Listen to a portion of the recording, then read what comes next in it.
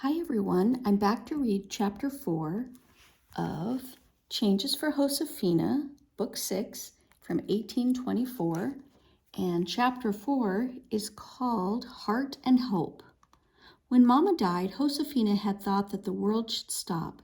It had seemed wrong to carry on with everyday chores, as if nothing had changed. But over time she had learned that work was a great comfort in hard times. It was a blessing to do simple tasks like cooking and washing and sweeping, tasks that had to do with hands, not hearts. Josefina felt that way the next morning. She was glad to go out into the biting cold to fetch water from the stream. She was glad the water jar was heavy and that the hill was steep as she trudged back to the house. She was glad her heart pounded in her chest from the hard work. Else she'd think it had withered from sadness. When Mama died, Josefina had thought she could never feel that sad ever again. Now she knew she's been wrong. Papa met Josefina halfway up the hill, just as he had on the morning of the fiesta. But this morning he walked in silence. They'd almost reached the house when Papa stopped. He reached into his pocket. "Josefina," he said, "I found this in the courtyard last night. Is it yours?" Josefina put her water jar on the ground and looked. She saw something muddy dangling from Papa's hand. It was the heart milagro. Josefina frowned. "It was mine," she said, "but I don't want it." Papa held the milagro in his hand and wiped the mud off of it with his finger. "I suppose there's nothing harder to give someone than a heart she doesn't want," he said slowly. "Tell me why you don't want this one." "Tia Magdalena gave it to me," Josefina explained. "She said it would remind me to pray for our family's happiness, for our sorrow to be healed.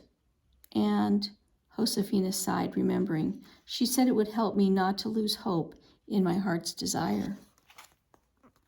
"I see," said Papa. The day's very first ray of sun peeked over the mountaintop and between two clouds. Papa tilted his hand so that, just for a second, sunlight found the milagro and made it shine. When he spoke, Josefina knew that he was trying to comfort her. "I know that what your heart desires, Josefina," he said. "When you and your sisters came to me with your plan, I knew what you were thinking. You wanted to make it possible for me to ask Tia Dolores to stay here as my wife. That would have made you happy, too. That would have made you happy. And it would have made me happy, too." Josefina looked at Papa with a question in his eyes, but he was looking up to the mountains, so he didn't see. The simple truth is that we can't always have what we hope in our life. Papa said, "Tia Dolores told us that she wants to leave, and so we mustn't stop her. When we love someone, especially when we love someone, we must let her go if she wants to go. We must put her heart's desire before our own." Papa turned to Josefina.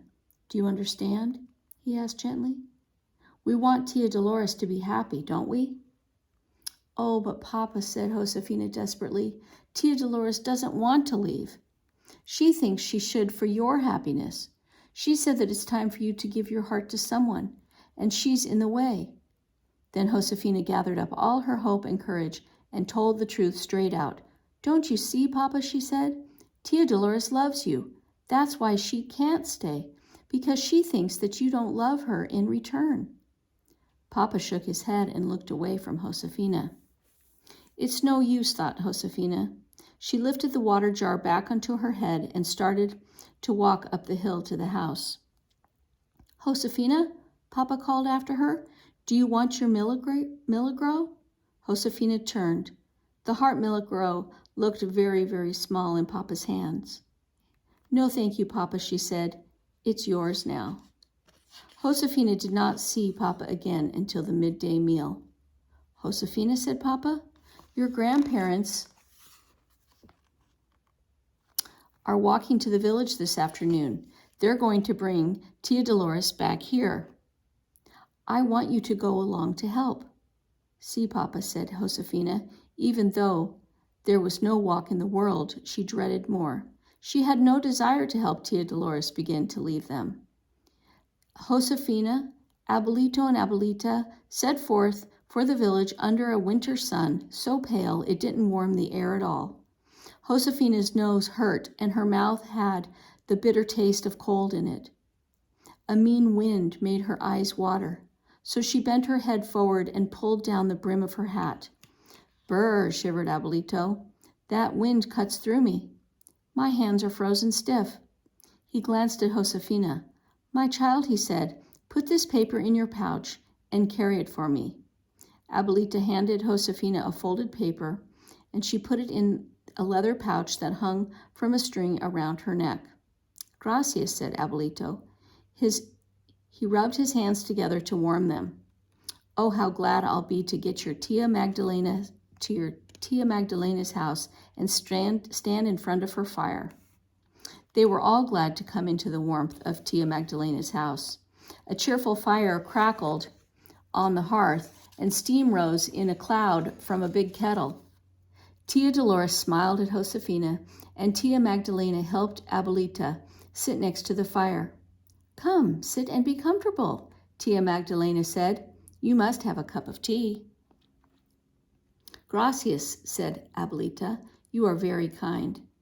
And when they were settled, Abuelito said, "Josefina, please give me the paper." Josefina took the folded paper out of her pouch and handed it to Abuelito. He gave it to Tia Dolores, saying, "A letter for you, my dear." As Tia Dolores unfolded the letter, something fell onto her lap. It was small and shiny and bright as the spark in the firelight. "Why, what's this?" asked Tia Dolores, holding the little object in her fingertips and looking at it curiously. Josefina gasped. It was the heart milagro. Suddenly, Josefina knew. The letter was a proposal from Papa. She was so happy she wanted to jump up and shout for joy. "It's a heart," she exclaimed. "It's Papa's. He's giving it to you." "Oh, please read the letter, Tia Dolores. Then you'll see." Tia Dolores began to read the letter, and her eyes grew wide. "Oh," she exclaimed softly. Then, "Oh," she said again. Everyone sat perfectly still, watching Tia Dolores.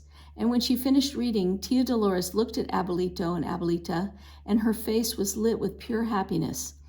"Well," she said finally, in a voice that trembled a little, "Josefina's Papa has done me the honor of asking for my hand in marriage. Please tell him that my answer is yes." "Bless you, my child," exclaimed Abuelito. "We will." Josefina jumped up and threw her arms around Tia Dolores' neck. She could feel Tia Dolores' happy tears on her own cheek. On the day that Papa and Tia Dolores were to be married, the sun shone down on snow as white and as new milk and dazzled the world with light. And yet the air carried a wisp of softness. Josefina took a deep breath as she walked up the hill from the stream. There was no mistaking the teasing hint of spring. She smiled to herself, thinking of the sprouts still sleeping under the snow, soon to be awakened by the spring sun.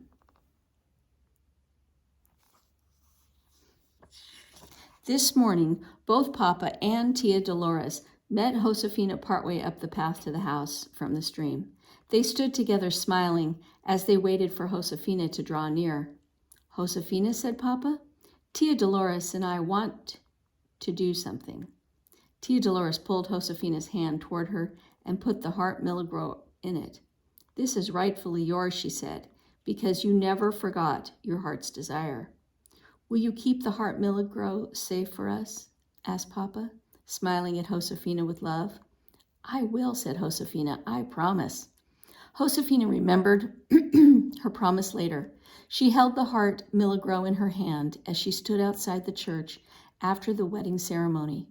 Everyone she loved most dearly was gathered around her. Brave Abuelito, who was about to set forth on a new adventure. Dignified Abuelita, who held her chin up as if she were wearing a crown. Tia Magdalena, whose kindness and wisdom never failed her. Sweet Anna, her devoted Tomas, and their lively boys. Headstrong Francisca and sensible Clara. Josefina was sure that Mama was there too, in everyone's thoughts. Villagers and neighbors, workers from the rancho, and friends from the pueblo cheered Papa and Tia Dolores, who smiled and waved. Musicians struck up a lively tune, and the church bell rang out joyously. A flock of birds, startled by the sound, rose up with a great exuberance, fluttering of wings. Josefina smiled. She knew just how those birds felt. Her heart rose up with them into the endless blue sky. And that is the end of our book, Changes for Josefina, Book 6, set in 1824. And next time I will read Looking Back, Changes in 1824.